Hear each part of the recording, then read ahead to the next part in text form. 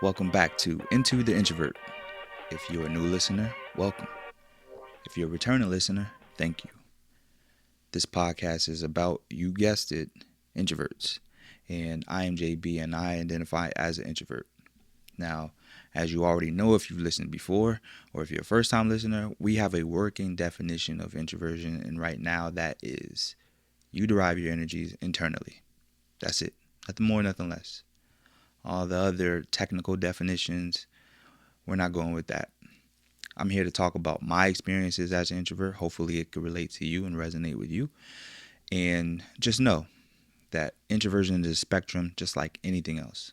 So that means that there are different kind of introverts all over the place, and some are to the far extremes, some fall in the middle, some may identify as ambiverts, but either way, if you're an introvert or an extrovert and you like talking about this topic, well, you're getting it straight from someone who identifies as an introvert his whole life.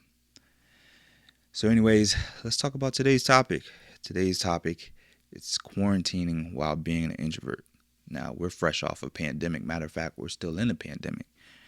And a lot of states are in lockdown still, or some version of it. Now, I know that we're creeping about getting back outside, and some places are opening up. Some places are fully open. And that's cool. But I want to talk about my experience being isolated, being inside as an introvert. Now, for me, that meant being in my humble apartment by myself for months on end. Now, some people I know who are introverts, they had to deal with being with family members which they would love to be detached from. And some people, had pets and things like that. But me, I had myself and my thoughts. And at first, it drove me crazy. I'm not going to lie. I know I'm an introvert and I get my energies derived internally. But once your energy banks are fully charged up and, ready to go, you got to expend that energy somehow. And I had no outlets. I was inside. Yeah, sure, I would go for the occasional walk. And, you see somebody. When the pandemic first started, you didn't want to even go anywhere near somebody because you didn't know how, all this stuff was working. But after a while, you're like, you need some type of human contact. I don't care what kind of introvert you identify as. You need some type of human contact at some point, right? So it was rough the first couple of weeks because, I couldn't go see my family. I didn't know what to do, and I was stuck inside, which meant that I had a lot of time to think, though, and I did what most people did. I reached after the point of boredom and eating all the quarantine snacks. I went to deep thinking and, started getting a little existential, started thinking about what I want out of life, who I want to be, and, all that good stuff. And once you get past all that, then what's next, and I was looking for outlets to, human contact, I guess, without having to be next to a human per se. So, I FaceTime family, FaceTime my nieces, my sisters, my mom, all that. And that was cool. They appreciated that. And I felt like I needed to be connected to them more anyway. And I couldn't let my version of introversion, stop me from being connected to them. But one thing about being an introvert, there's a common misconception that you just don't care. And I feel like,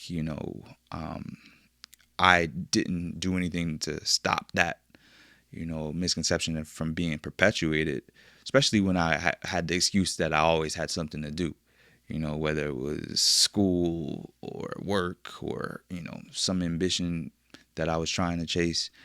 I had all the excuses in the world as to why I was being, disconnected from people. And then when the quarantine hit, all those excuses went out the window, baby. You didn't have those, those handy dandy excuses to just say, why I missed a text or why I missed a phone call, because I was at home and my phone was next to me. So, I got better with my communication, and it takes nothing because I'm already on the phone. I'm either scrolling through Instagram or watching a YouTube video or whatever. I can say, hey back, or I could respond back to an email. Now, if you FaceTime me unsolicited, those do not get answered. But, for the occasional text, just checking in, making sure that, everything is okay, I could do better. And I did better due to quarantine. I got back to people and I started mending those relationships that I kind of, let get sour over just, being who I am, and felt like, what, if I really care about these individuals, then the very least you could do is get back to them. So I got a little better with my communication over the quarantine. And I felt like, all right, this is a good time to work on me, get things settled in terms of like what direction I want to fall into, and just get organized. So quarantine at first was a little shaky. It was like, I don't know what to do. I didn't know what to care about, all the mass hysteria. But once I settled in and, dug my feet deep into it, it was like, okay. And it just so happened that the quarantine was happening over the summertime. So at least where I was at. So the weather it got warmer. I got to go outside. I started walking more. I dropped some pounds, ate a little better, read some books. I really, really, it was like a self-improvement mode for me. And that's all I could treat it. I had to find a silver lining. What else was I supposed to do? And again, for me being someone who lives alone, I'm talking to myself, which is something that's, not uncommon. I do that anyway. But, I really felt like the quarantine at first was daunting, but then I settled into a groove, man. You work from home, you do your school from home, remotely, whatever. I feel like this is a new normal. I'm okay with it. You know what I mean? And now that things are opening up, started to see my family a little more, just getting connected. And my circle was already small, but it really got condensed during quarantine. So all in all, you know, COVID is bad and all that. Nobody, I don't wish that upon anybody. But quarantine wasn't that bad in terms of like, you know, what eventually came out of it for me, and I don't want anyone to misconstrue and think that I'm saying that, we should all be quarantining every year or stuff like that. No, I'm just trying to take the silver lining out of it, glass half full, man. Just trying to make good out of a bad situation.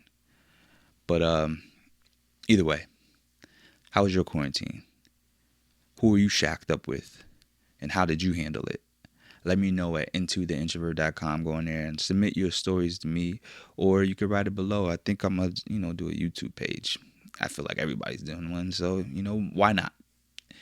So if you're watching this through YouTube, write your stuff below, your situation below, and we can have a conversation in the comments. Or if you are, as introverted as I am, who don't like to, necessarily leave comments, submit it on our Into the Introvert page, and we could talk about it here on the podcast.